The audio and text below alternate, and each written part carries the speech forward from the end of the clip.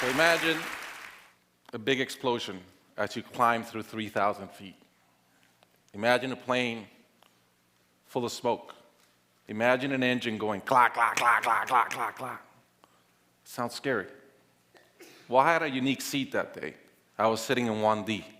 I was the only one who could talk to the flight attendants. So I looked at them right away, and they said, no problem. We probably hit some birds.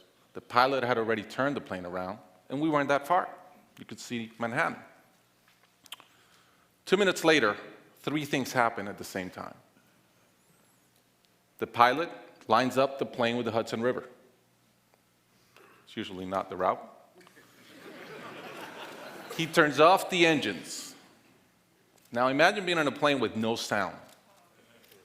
And then he says 3 words, as unemotional 3 words as I've ever heard. He says, brace for impact. I didn't have to talk to the flight attendant anymore.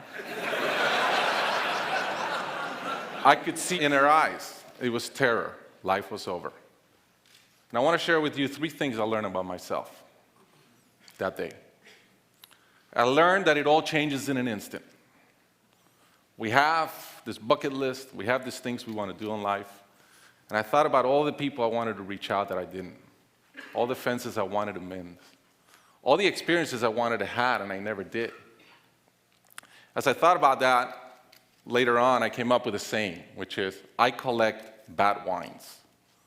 Because if the wine is ready and the person is there, I'm opening it.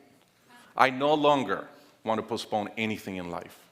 And that urgency, that purpose has really changed my life. The second thing I learned that day, and this is as we clear the George Washington Bridge, which was by not a lot, I thought about, wow, I really feel one real regret. I've lived a good life. In my own humanity and mistakes, I've tried to get better at everything I've tried. But in my humanity, I also allow my ego to get in. And I regretted the time I wasted in things that did not matter with people that matter. And I thought about my relationship with my wife, with my friends, with people. And after, as I reflected on that, I decided to eliminate negative energy from my life. It's not perfect. It's a lot better. I've not had a fight with my wife in 2 years. It feels great. I'm no longer trying to be right. I choose to be happy. The third thing I learned, and this is as your mental clock starts going 15, 14, 13, you can see the water coming. I'm saying, please blow up. Right? I don't want this thing to break in 20 pieces like you've seen in those documentaries. And as we're coming down, I had a sense of, wow, dying is not scary. It's almost like we've been preparing for it our whole lives. But it was very sad. I didn't want to go. I love my life. And that sadness really framed in one thought, which is, I only wish for one thing. I only wish I could see my kids grow up. About a month later, I was in a performance by my daughter, first grader, not much artistic talent, yet. And I'm bawling, I'm crying like a little kid. And it made all the sense in the world to me. I realized at that point, by connecting those 2 dots, that the only thing that matters in my life is being a great dad.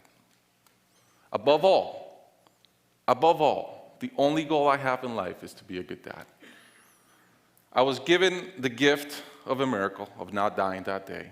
I was given another gift, which was to be able to see into the future and come back and live differently. I challenge you guys that are flying today. Imagine the same thing happens on your plane, and please don't. But imagine, and how would you change? What would you get done that you're waiting to get done because you think you'll be here forever? How would you change your relationships and the negative energy in them? And more than anything, are you being the best parent you can? Thank you.